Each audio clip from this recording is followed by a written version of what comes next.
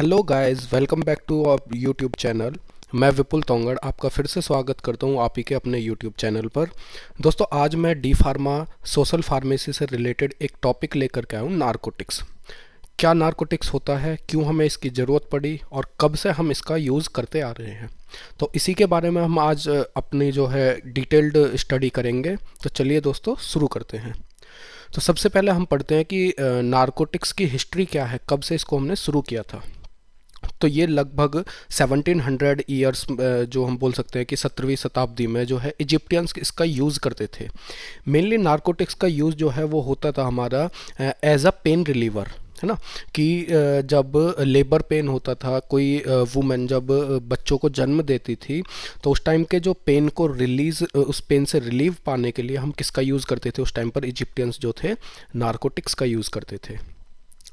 उसके बाद में इसको हमने लगभग बहुत सालों तक ऐसे ही यूज़ किया। फिर धीरे धीरे जब ये इजिप्ट से निकल कर के ये एशिया की तरफ चलने लगी, तो चाइनीज़ जो हैं वो सबसे ज़्यादा इसका यूज़ करने वाले कंज्यूमर्स बन गए। ये क्या करते थे कि जैसे ओपियम हुआ, भांग हुआ, धतूरा हुआ, इन सब को क्या करते थे, स्मोक करते थे।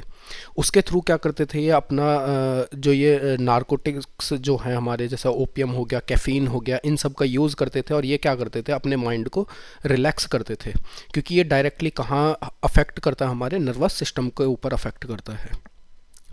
1853 के आसपास में एक निडल से इंजेक्टेड जो है, एक तरीके से हम बोल सकते हैं कि एक ड्रग जो है हमने एक्सट्रैक्ट किया, डिस्कवर तो नहीं बोल सकते, एक्सट्रैक्ट किया है उसको हमने, और उसको हम डायरेक्टली किसके थ्रू इंजेक्ट करते थे, इंजेक्शन के थ्रू हम उसको बॉडी के अंदर रिलीज़ करते थे। उसका नाम हमें दे दिया था मॉर्फिन।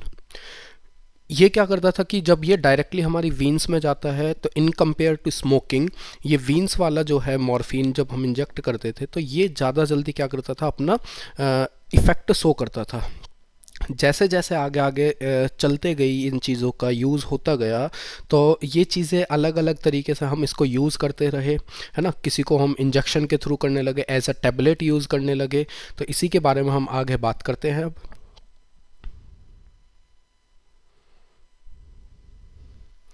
तो कैसे कैसे हम इसको यूज़ कर सकते हैं। पहला है ऑरली, इन फॉर्म ऑफ पिल, कि हमने एक गोली ली, उसको डायरेक्टली हमने इंजेक्ट मतलब अपनी बॉडी के अंदर कर लिया, है ना। जैसे ट्रामाडोल वगैरह आती हैं, तो इसका यूज़ किया। इंजेक्शन के थ्रू, अभी मैंने बताया था कि हम इंजेक्शन के थ्रू इसको बॉडी के अंदर इंजेक्ट कर सकते हैं, जैसे मॉर्फिन हो गया, है ना।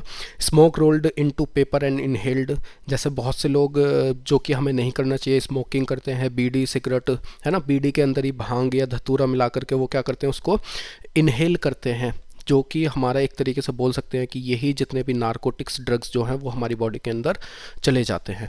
पैचेस के फॉर्म में यूज़ होता है कि एक हमने थोड़ा सा ड्रग लिया, उसको हमने एक पैच बना करके, मतलब एक पर्टिकुलर एरिया के ऊपर रख करके स्किन के ऊपर क्या कर दिया, सप्रेस कर दिया, तो उसको हम बोल देते हैं पैचेस की फॉर्म में। सपोज दैट कि ये हमारी स्किन की लेयर है ना, इसके ऊपर हमने क्या कर दिया, एक पैच बनाया, एक ये पीस लिया, इसके ऊपर था हमारा मॉर्फिन या कोई भी अलग नारकोटिक, उसको हमने इस स्किन के ऊपर ऐसे रख दिया, है ना। तो इसको रखने के बाद होता क्या है कि जितने एरिया पर हम इसको रखते थे वो क्या हो जाता है, एकदम से सुन्न हो जाता था वो एरिया, है ना। तो हम पैचेस के फॉर्म में भी ले सकते हैं। सुपरिस्टेटरी की सपोस्टरी की तरह भी यूज़ कर सकते हैं कि an another opening where it can be absorbed into the blood stream, कि कोई एक ऐसा एरिया जहां से हम डायरेक्टली इसको क्या कर सकते थे, ब्लड स्ट्रीम के अंदर एब्जॉर्ब करा सकते थे। इसके बाद है स्ट्रीट नेम, कि गुड फैला हो गया, डॉप हो गया, चॉकलेट हो गया, रॉक्सी हो गया, हॉर्स हो गया, जंक हो गया, ये सभी इनके स्ट्रीट नेम्स होते हैं, जो कि हम मतलब कि कॉमनली जिन चीज़ों को हम बोलते हैं कि भाई ये नारकोटिक्स की एक कैटेगरी बोल सकते हैं हम इसको, है ना। कि एक बोलते हैं ना कि सेकेंडरी नेम्स जो हम दे देते हैं वो हैं ये। देन क्लासिफिकेशन की, अगर हम नारकोटिक्स के क्लासिफिकेशन की बात करते हैं, क्लासिफिकेशन से पहले हम एक डेफिनेशन बताता हूँ मैं आपको, आप चाहें तो वो लिख सकते हैं कि नारकोटिक्स एक्चुअल में होता क्या है। उसके बाद हम क्लासिफिकेशन के ऊपर बात करेंगे। तो भाई नारकोटिक्स होता क्या है, अगर मैं इंग्लिश में इसकी डेफिनेशन की बात करूँ, तो एक ऐसा सब्सटेंस जो कि सीवियर पेन को ट्रीट करने के लिए यूज़ होता हो, उसको हम बोल देते हैं नारकोटिक्स। तो इसकी डेफिनेशन अगर हमें परपेचुअली एक डेफिनेशन लिखनी हो तो हम बोलेंगे कि a substance used to treat moderate to severe pain. Narcotics are like opiates, जैसे कि मॉर्फिन हो गया, है ना। तो मॉर्फिन के साथ साथ में हम कोडीन बोल सकते हैं, लेकिन ये जो है हमारा ओपियम से नहीं बनता है मॉर्फिन, केमिकली हम इसको सिंथेसाइज करते हैं। अब ये जो नार्कोटिक्स होते हैं ये करते क्या है कि ये हमारा जो नर्वस सिस्टम है, सेंट्रल नर्वस सिस्टम जिसको हम बोलते हैं सीएनएस, उसके ऊपर जाकर के या अपना ओपियोइड रिसेप्टर्स के ऊपर जाकर के बाइंड होते हैं और वहीं पर अपना इफेक्ट शो करते हैं। तो नार्कोटिक्स को हम दूसरा नाम भी बोल सकते हैं जिसको हम बोल देते हैं ओपियोइड्स, है ना। तो नार्कोटिक्स के अगर मैं एग्जांपल की बात करूँ तो हेरोइन हो गया, मॉर्फिन हो गया, कोडीन हो गया। इसके साथ साथ में कुछ हाईली एडिटिव जो ड्रग्स होते हैं जिनको हम एनाल्जेसिक की तरह क्या करते हैं, प्रिस्क्राइब करते हैं, डॉक्टर्स जो है हमारे एनाल्जेसिक की तरह देते हैं, वो भी किसी के अंदर आते हैं, हमारे नार्कोटिक्स के अंदर आते हैं। इसके बाद में अगर मैं बात करूं तो नार्कोटिक ड्रग क्या करता है, एक एनाल्जेसिया, जैसा कि आपको पता है एनाल्जेसिया का मतलब होता है पेन रिलीफ। तो नार्कोटिक जो है हमारा एनाल्जेसिया की तरह काम करता है, ये पेन रिलीव करता है।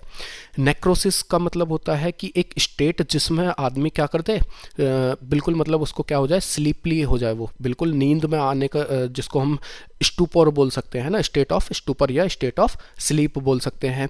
एडिक्शन की तरह भी कुछ लोग इसको क्या करते हैं कि एक्सेसिवली इसको यूज़ करते हैं, और उसको यूज़ करने की वजह से क्या होता है, जो है ये एज अ ड्रग की तरह यूज़ किया जाता है, मतलब एक तरीके से नशे की तरह इसको हम बहुत से लोग यूज़ करने लगते हैं। उसके बाद में कुछ पीपल्स इसको क्या करते हैं कि यूफोर्बिया जो है एक फीलिंग होती है इलेशन की, बिल्कुल जैसे एक तरीके से बोल सकते हैं झूमने वाली कंडीशन, जिसमें इंसान को ये नहीं पता होता कि आप कहाँ पर हैं, कैसे बैठे हैं, किस जगह बैठे हैं, तो उस कंडीशन को हम बोल देते हैं यूफोरिया, है ना, कि एक फीलिंग ऑफ ग्रेट एलेशन की। The most effective therapy for narcotic addicts involves the synthetic opiated methadone, है ना, which through itself addictive block और addict craving for heroin and provides no disruptive euphoria effect of its on.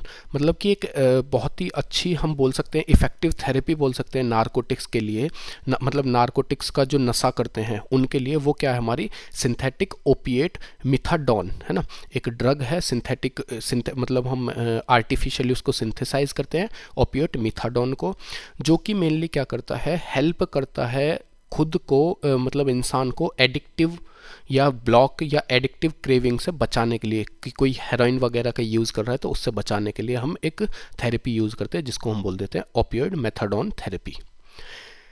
Medically narcotics are some of the most powerful pain killers available, but they are used with great caution because of their addictive properties.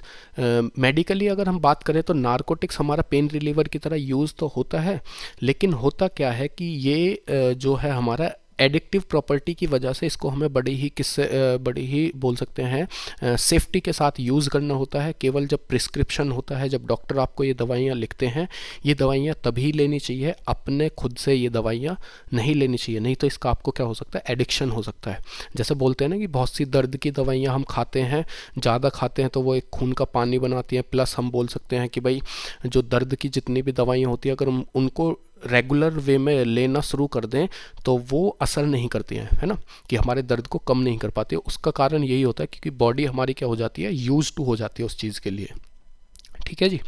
इसके बाद में बात करते हैं, they are often given to patient who are dying from cancer and are in greater pain. तो ये mainly उन patient को दी जाती हैं जो कि कैंसर से पीड़ित हो या कोई ऐसे ही बीमारी हो जिसमें हमें सीवियर पेन होता हो, बहुत ज़्यादा पेन होता हो, तो उसमें हम नार्कोटिक्स को यूज़ करते हैं।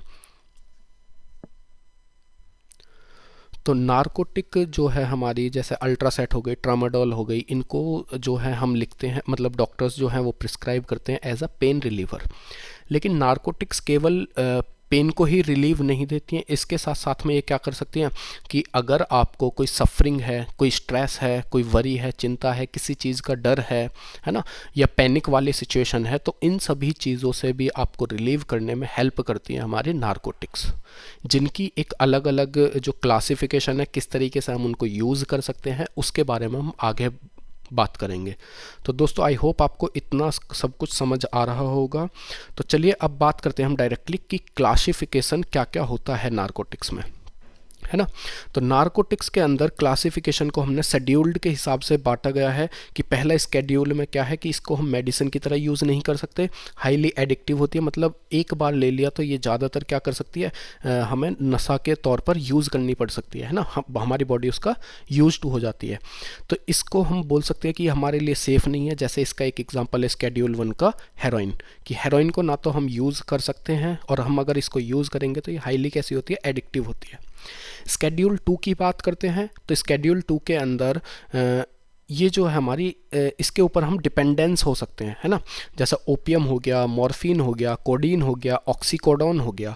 तो ये ऐसे ड्रग्स होते हैं, ऐसे नारकोटिक्स होते हैं जो डायरेक्टली क्या करते हैं, हम उसके ऊपर डिपेंड हो सकते हैं। मतलब आपने आज इस दवाई को पेन के लिए ले लिया, है ना, लेकिन आज आपने इसको यूज़ किया, पता पड़ी कि आप 2-3 दिन रेगुलर अगर इसको यूज़ कर लेते हैं, फिर आपको इसकी क्या होने लगी, हिड़क उठने लगती है ना, कि आप इसके ऊपर डिपेंड हो गए कि ये दवाई जब तक शरीर में नहीं मिलेगी तो शरीर काम करना शुरू नहीं करेगा, है ना। तो ऐसी सिचुएशन आ जाती है। इसके बाद में स्केड्यूल 3 की बात करते हैं तो एडिक्शन लेवल इसका होता तो लोअर है, लेकिन lead to low physical dependence और हाई साइकोलॉजिकल डिपेंडेंस। की एडिक्शन लेवल तो इसका लो होता है, लेकिन ये क्या करता है, लीड करता है मतलब आपको बहुत कम अमाउंट में बोल सकता हूँ मैं कि इसकी हिड़क उठे, लेकिन अगर मैं फिजियोलॉजिकली बात करूँ, साइकोलॉजिकली डिपेंडेंस इसकी बहुत ज़्यादा हाई होती है ना। जैसे विकोडाइन हो गया, टाइलेनॉल हो गया, कोडीन हो गया, ब्यूरेनोरफिन हो गया। तो ये सारी चीज़, ये जो ड्रग्स हैं ये स्केड्यूल 3 में आते हैं, जिनको हमने नाम दिया है विकोडीन, टाइलेनॉल विद कोडीन, है ना। मतलब टाइलेनॉल और कोडीन एक साथ मिक्स कर देते हैं। अगर कोडीन को अलग लेते हैं तो वो किस में आ जाती है, हमारी स्केड्यूल 2 में, और टाइलेनॉल और कोडीन को एक साथ लेते हैं तो वो आ जाती है स्केड्यूल 3 में। फिर है ब्यूपिरिनॉर्फिन, तो ब्यूपिरिनॉर्फिन भी किसके अंदर आती है, हमारी स्केड्यूल 3 के अंदर। स्केड्यूल 4 की बात करते हैं तो स्केड्यूल 4 के अंदर हमारा लो पॉसिबिलिटी है इनकी एब्यूज़ होने की, मतलब कि हम बहुत कम चांसेस है कि इसके हम यूज टू हो पाए, है ना। लेकिन यूज टू नहीं हो सकते हैं, इसका मतलब ये नहीं है कि इसको भी हम एक्सेसिव अमाउंट में लें, है ना। तो जैसे ट्रेमाडोल हो गया, अल्ट्रासेट हो गया, नियासेट हो गया, तो ये दवाइयाँ कैसी होती हैं, हमारी लो पॉसिबिलिटी की होती हैं, और ज़्यादातर जो डॉक्टर्स प्रिस्क्राइब करते हैं वो इन्हीं को प्रिस्क्राइब करते हैं कि आपको क्या हो सके, आप इजीली क्या कर सकते हैं, अपने पेन से रिलीफ पा सकें। स्केड्यूल 4 की बात करें तो ऑलमोस्ट लगभग ना के बराबर चांसेस होते हैं, कम अमाउंट में बनती है नारकोटिक्स इसके अंदर। जैसे एल्फेरिन को अगर मैं कोडीन के साथ मिला दूं, है ना, या डाईहाइड्रोकोडीन को एक साथ ले लूं, तो कहने का मतलब यह है कि कोडीन के साथ अगर हम कोई एडल्ट्रेटेड कर देते हैं, ड्रग को मिक्स कर देते हैं, तो वो बहुत कम चांसेस होते हैं कि वो क्या कर सके, हमें एब्यूज़ कर सके। मतलब एब्यूज़ का मतलब ये नहीं है कि गाली दे सके, एब्यूज़ का मतलब होता है कि उसको हम ज़्यादा अमाउंट में यूज़ ना कर सके, है ना। कि बहुत सी चीज़ें ऐसी होती हैं कि आप खा पी रहे हो। जैसे अगर मैं एक एग्जांपल देता हूँ आपको, ज़्यादातर सभी लेते हैं कैफ़ीन, क्या बोलते हैं उसको, स्टिंग हो गया, है ना। स्टिंग एक ड्रिंक आती है ना। इसी तरीके की और बहुत सी ड्रिंक्स आती हैं, तो नाम लेना तो ठीक नहीं है उन चीज़ों का। तो लेकिन ये जो ड्रिंक्स होती हैं इनके ऊपर कैफिनेटेड वाटर होता है, जो कोल्ड ड्रिंक्स हो गई, सॉफ्ट ड्रिंक बोलते हैं जिनको हम। तो कैफिनेटेड वाटर मतलब इनके अंदर क्या मिक्स होता है, कैफ़ीन होता है। तो जब आप इसको पीते हैं तो 1-2 दिन बाद आप जब पीते हैं तो उसके बाद में आपको लगता है कि यार एक बोतल आज चाहिए, है ना, कैफ़ीन उसकी, कोई भी सॉफ्ट ड्रिंक हो गया, तो आपको एक अंदर से हिड़क सी उठती है कि भाई इसको पीने के बगैर मतलब आराम नहीं मिलता। तो ये सारी चीज़ें कैफ़ीन की मेहरबानी होती है, जो कि एक नारकोटिक्स होता है ना। तो चलिए आगे चलते हैं। अब आगे फिज़िकली क्या क्या ये इफ़ेक्ट कर सकते हैं, जैसे मैंने अभी बताया था आपको, यूफोरिया हो गया, स्लीपलीनेस जो होता है हमारा, है ना, कि नींद से आना, नोज़िया हो गया, कॉन्स्टिपेशन हो गया। इसके साथ साथ कॉन्स्ट्रिक्टेड पिपिल का मतलब है कि आपके जो आँखों की पुतली है उसको अफेक्ट कर दे, है ना।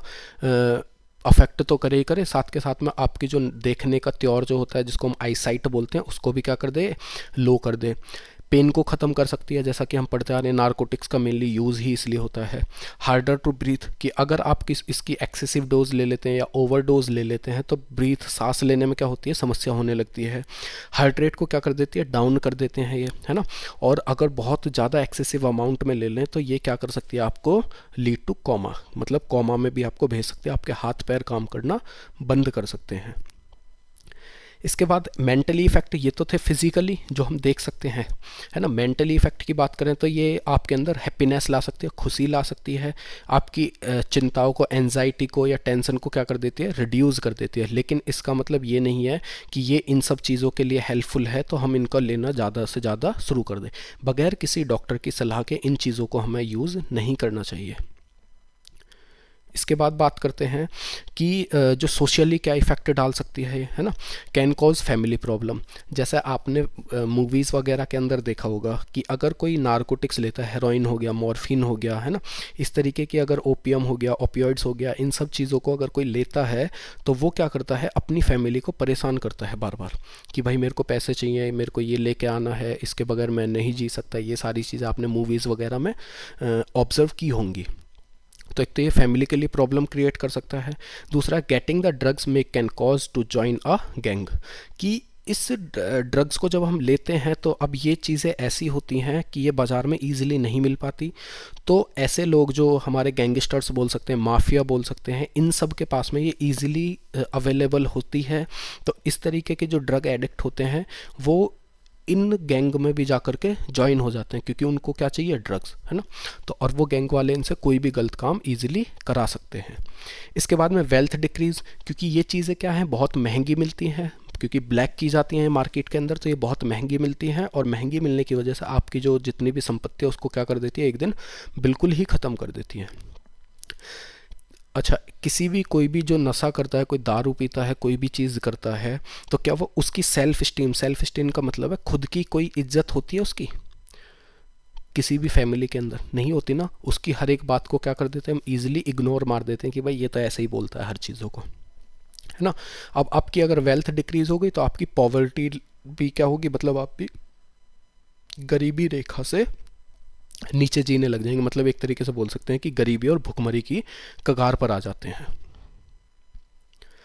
इसके बाद में हम बात करते हैं सोशल इफ़ेक्ट के बाद में लीगल इफ़ेक्ट टू नारकोटिक्स, है ना, कि अगर कोई इंसान ये सारी चीज़ें करके लीगली क्या क्या हो सकता है इसमें, तो कोई इंसान अगर एनी गुड जेल जा सकता है किसी भी टाइम से, मतलब कि 2 साल के लिए, 3 साल के लिए और मैक्सिमम 25 साल के लिए वो क्या कर सकता है, जेल जा सकता है, अगर कोई आपके ऊपर ड्रग्स को लेकर के या नारकोटिक्स को लेकर के केस कर दे।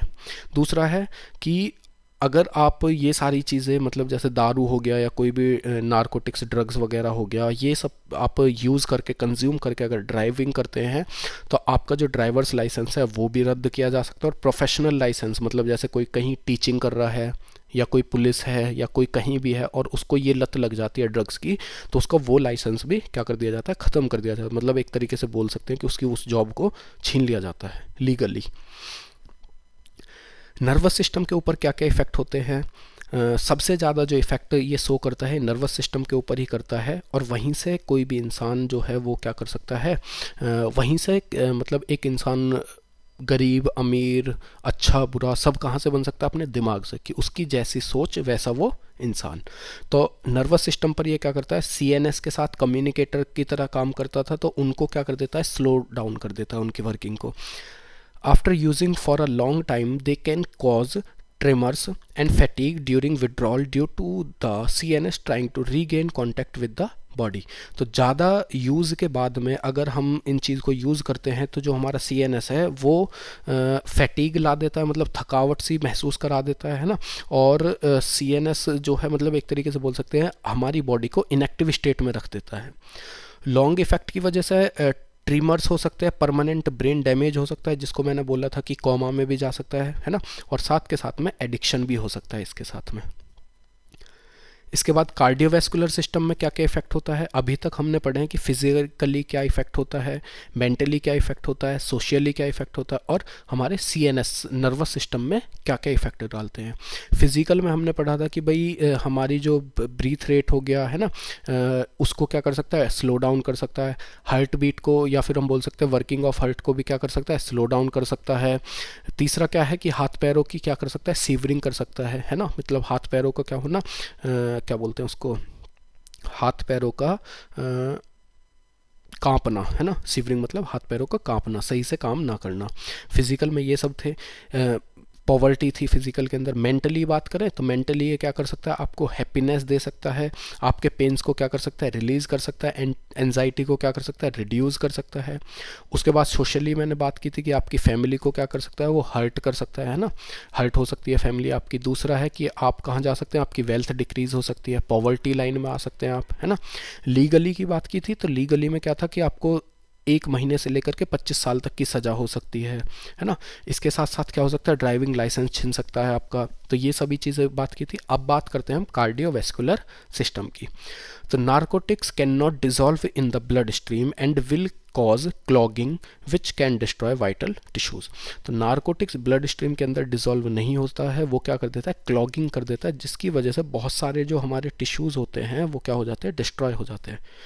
जो पीपल नारकोटिक्स लेते हैं उनमें 2 गुना ज़्यादा चांसेस हो जाते हैं कि वो क्या हो सके, उनको हार्ट अटैक हो सके, और होता भी है।